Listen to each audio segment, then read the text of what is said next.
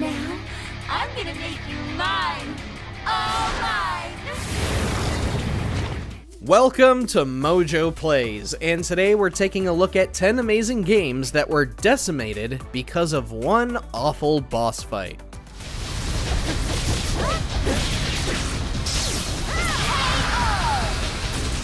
Before we begin, we publish new videos all week long, so be sure to subscribe to MojoPlays and ring the bell to be notified about our latest videos.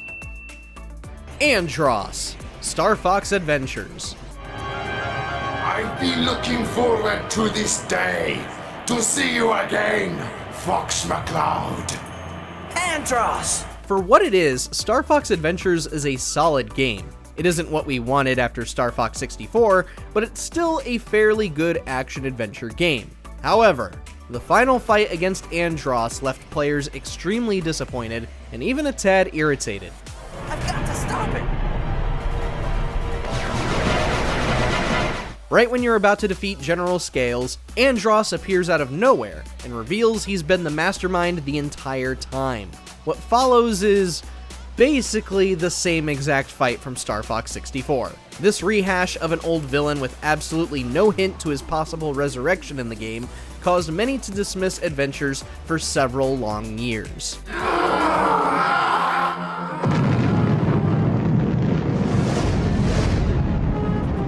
Alpha 152, Dead or Alive 4.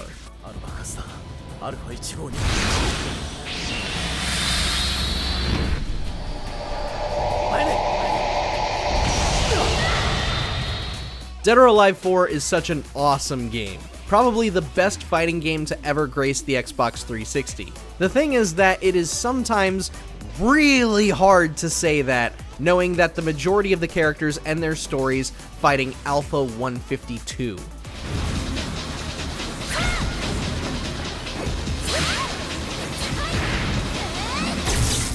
This boss is infamous for her comically easy combos that can be performed by mashing the same button over and over again. She lands so many hits and deals so much damage for very little effort that it is infuriating. So, when you hear someone say how Dead or Alive 4 is the best, they're probably talking about the multiplayer, and only the multiplayer.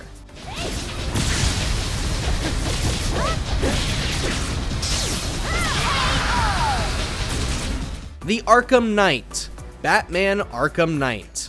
Alfred, raise the bridges. He's not getting off Bleak Eye. Are you sure, sir? Get the Batwing to scan the cloudburst. Find a weakness.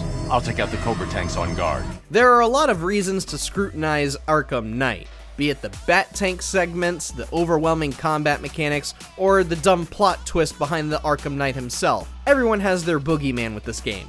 But really, the fight against the Arkham Knight was what really burned people.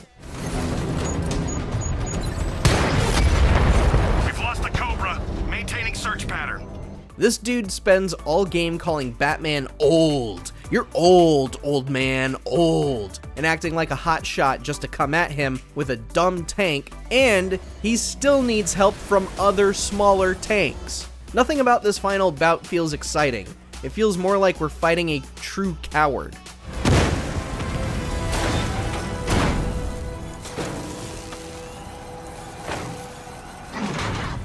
The Destroyer, Borderlands.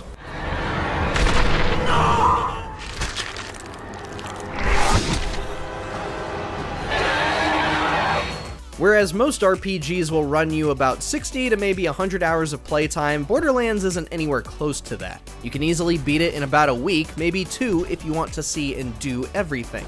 But the way it all ends with the Destroyer is just a massive stain on the campaign.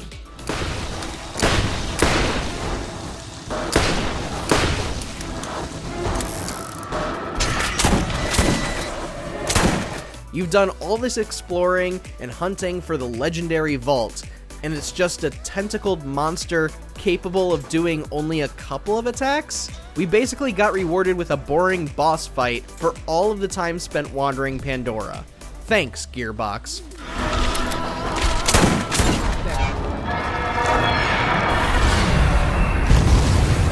The Ghost of Lady Comstock, BioShock Infinite. You see, child, you chose to follow a false shepherd, and he has led you astray. Say what you will about Infinite, but overall, it's a really great game. Do we want to replay it after the first time, though? Well, maybe until the point where you get to fight Lady Comstock's ghost. This is one of the most notorious boss fights of the 2010s because of how repetitive and difficult she can be.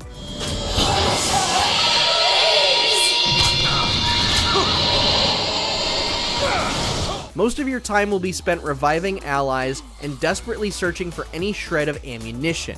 That, coupled with some nonsense attacks where her ghost just gets guaranteed hits on you, and you've got a boss fight that we'd rather not ever face ever again.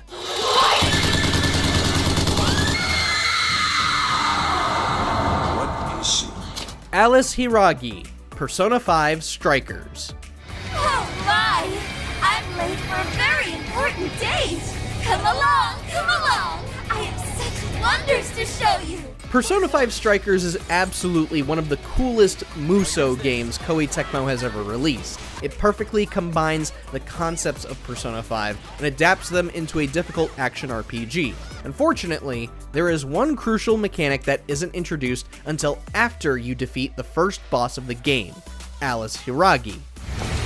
Nice going, Pepper!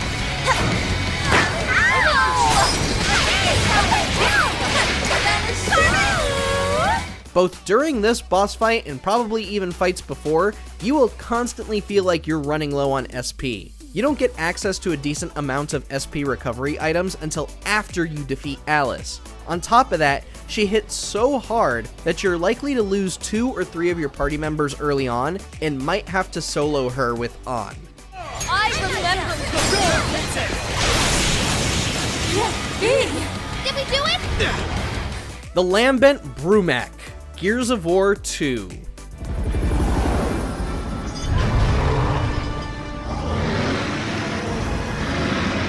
Out of the original trilogy, Gears of War 2 is perhaps the best game of the 3. But this is another situation that's like Andros in Star Fox Adventures, where it feels like no one knew how to properly end the game. So what we got here was not a massive horde to fight, or even some superpowered bro dude with locust powers or whatever. No, the fight against Lambent Brumac is a freaking turret section.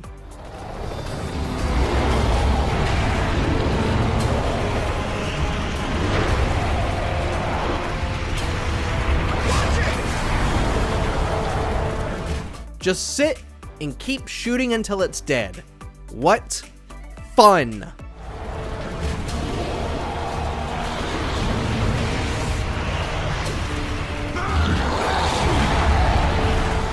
Barrett, Deus Ex Human Revolution. Come on out, Greenhorn. Get warmed up. Get down. Unlike most of our entries here, Barrett doesn't get a spot because he's too hard or switches up the story unexpectedly. Instead, he's the prime example of just how flawed Human Revolution is. See, unlike the older entries that catered to your playstyle, Human Revolution is primarily built around one particular playstyle, yet has moments specifically catered to a completely different playstyle.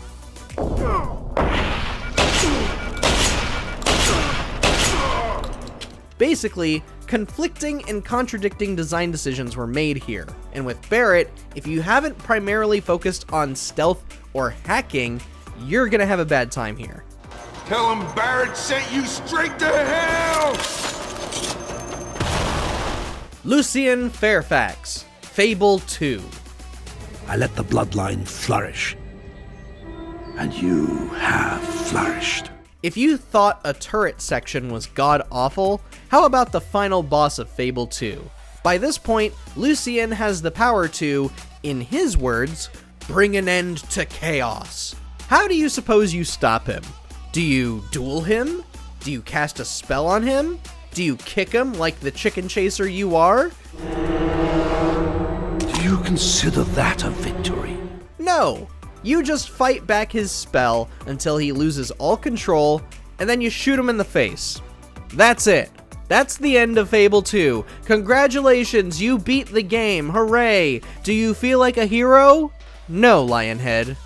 No, I don't. Oh, I thought it'd never shut up. And lastly, Alduin, The Elder Scrolls V Skyrim.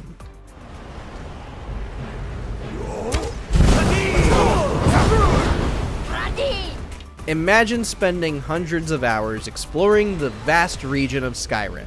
You've done all the quests, you've found all the secrets, you've learned all the dragon shouts, you've even attained Sneak 100. Time to fight the final boss.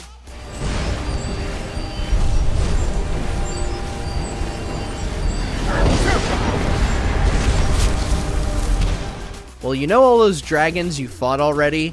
Yeah, you're basically gonna do that. Again. And no, he doesn't do anything different than the other dragons. Don't get it twisted, Skyrim is still one of the best games ever made, but ending the game with Alduin was not it, dude. It doesn't help that you can just bully this guy with Dragon Rend.